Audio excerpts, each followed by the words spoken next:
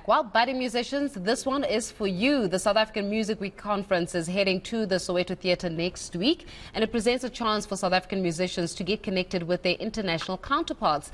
Now, this is made possible by a partnership with the Canadian Music Week, and I wonder if a hip-hop superstar such as Drake will be part of the deal as well. Well, Michael Moeti, who's the CEO of the South African Music Week, is here to discuss some of these issues and hopefully promise us Drake along the way. But thank you so much for your time this morning, Michael. Pleasure to be here. You know, it is so imperative now more than ever to be able to talk about music and the transcendence of music in this country. And more than anything else, I always see these as educational opportunities, because a lot of musicians get into this industry without understanding the business of music.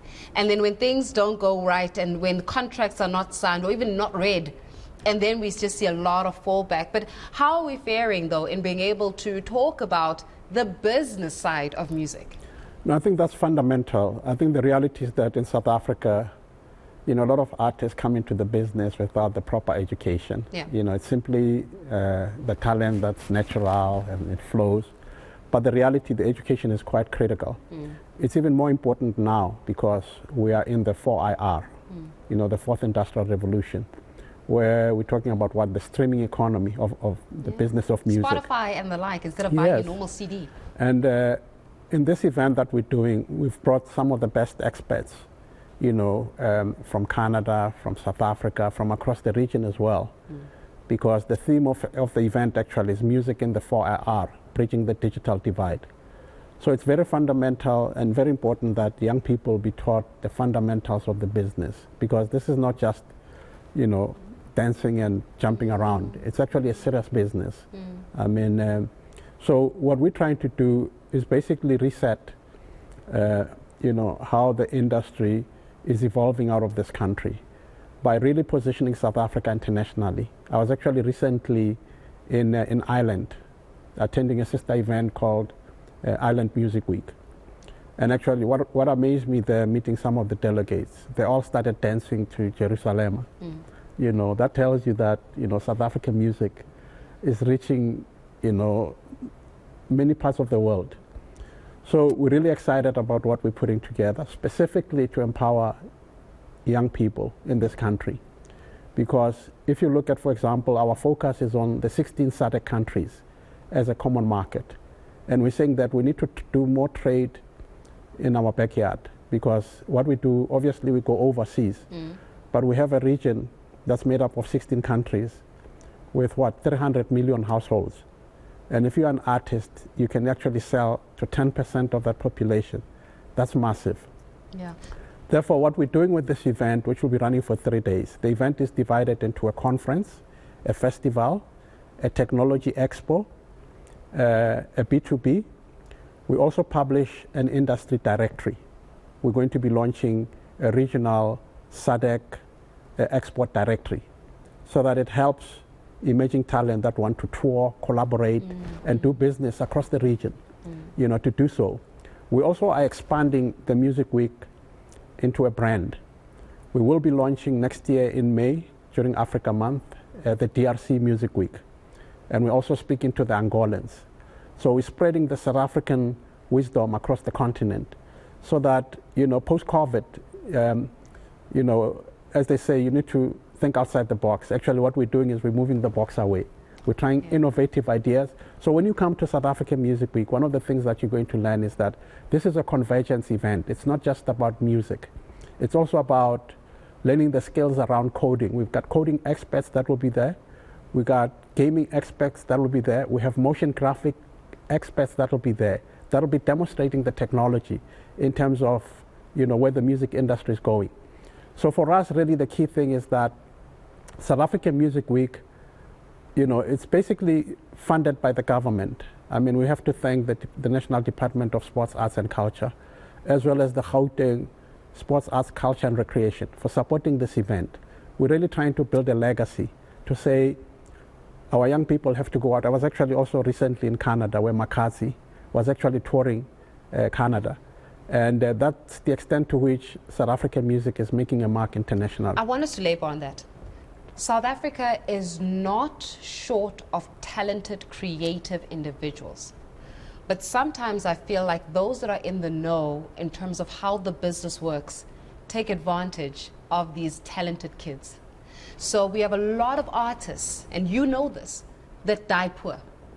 We have a lot of artists that have sold thousands, that have streamed hundreds of thousands, but they are dying poor. But then I have to question, are they record labels dying poor? The CEOs of the publishing houses, are they dying poor? You know, all of these streaming portals, are they dying poor? Because the creator, the one that is behind the very same revenue stream for these other companies, seem to be profiting marginally as opposed to the artist itself, right? So how then do we start changing this narrative? Because I tell you one thing, we can have as many conferences as we need, and we can have as many weeks as we need, but as long as South African artists are dying poor, then we're doing something horrifically wrong in the system.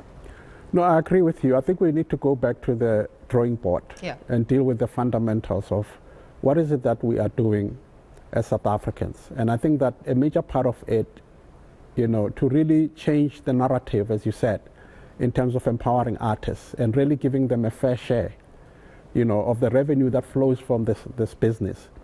I think there needs to be a dialogue that needs to happen. There needs to be a reset in terms of the mindset. Because part of it is, I mean, I'll talk about myself. I mean, I launched one of the biggest artists in this country, the late TK, the R&B artist. And of course, the relationship didn't go very well. And it had nothing to do with the revenue stream that was flowing in. I think the issue was that a lot of artists have to take responsibility as well. They can't just blame it on the record companies. They need to get a good lawyer, a good accountant, because this business is not a one-person show. You know, it's a collaborative exercise where you get a team around you. And it doesn't take that much education for you to find a good lawyer, a good accountant, and that's what needs to happen. But I think what's important as well is that beyond that, I think our government has to play a significant role to create an ecosystem for this industry to grow. The industry is not growing. It's still very, very small. I mean, in 2019, we took a South African delegation to Canadian Music Week. And there, our DG from the National Department of Arts and Culture was speaking to an audience and described our industry in terms of rent value as something like, what, 3.5 billion rands. And when you're speaking to a Canadian audience, you're talking rands and you convert that to dollars. It's nothing. That's a drop in the bucket. Yeah. So I think really our clarion call to government, listen to us. Sometimes we feel that our government is not listening to us. You know, we're not in this to make money. We're into this to change, you know, the equation in terms of this country. The country now needs to export. Music is a major contributor to GDP, as well as to tourism. So when we go around the world, we're preaching the South African gospel for these countries to come here. Next year, for example, Germany, which has the highest number of tourists coming into the country, we're doing a spotlight on Germany. So we're bringing these countries to our doorstep so that we can trade with them. But we're also taking our young artists on missions around the world to countries like Germany, Canada, Ireland, etc., etc. So what we're saying as South African Music Week is that knock at our door. We are online, info@samw.co.za. Send us your demo, send us your, you know, whatever ideas you've got. We've also set up a label. We're not just doing an event that comes and goes.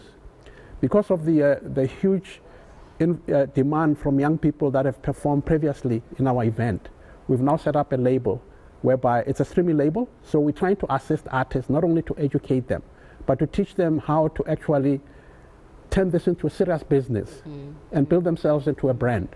Yeah. You know, you and I can speak the whole day about this because it is one of those issues where we get to hone in on the creative industries and to be able to take advantage of the creative spaces that we're working within. But I have to leave it here for this morning. But thank you very much and all the best, of course, for that music conference week. That is Michael Moeti, who's the CEO of SA Music Week, here with the answers in terms of how do we perhaps encourage artists in this country to start looking at themselves as businesses. It was a